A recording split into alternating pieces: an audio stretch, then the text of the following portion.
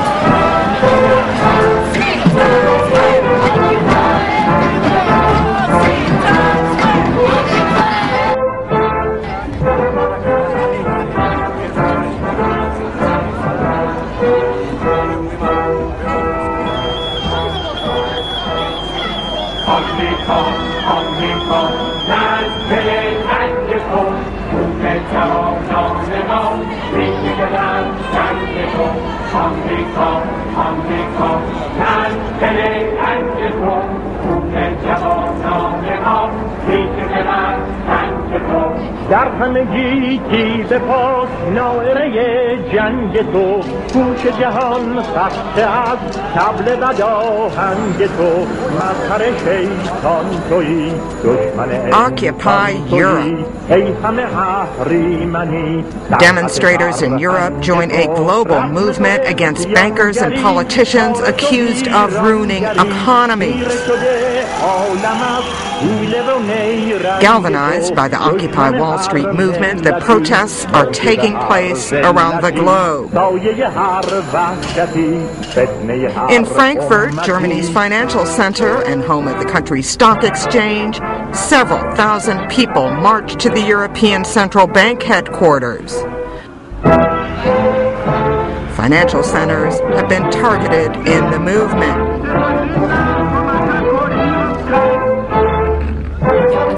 It is getting obvious that the gap between poor and rich is getting bigger and bigger. I think that you can feel it in our society. In London, hundreds of protesters marched from St. Paul's Cathedral towards a square in the front of the London Stock Exchange. Some say they were inspired by the Arab Spring. Well, the Arab Spring is definitely something that has encouraged this movement, and it has been contributing to make this global. We see people around the world in different countries standing up for themselves, not expecting the governments to do that, because the governments have been inadequate since recession. The only thing that the governments have done is to basically pay banks with taxpayers' money.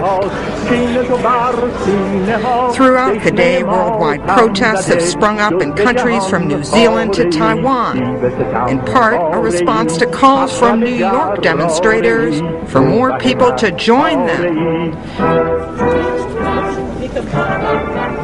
In Paris, several hundred so-called indigents gathered in solidarity with protests staged across the globe.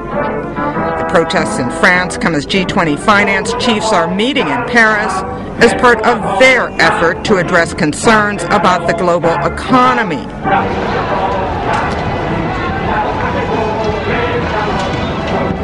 In Rome, peaceful demonstrations turned violent. A bank came under attack.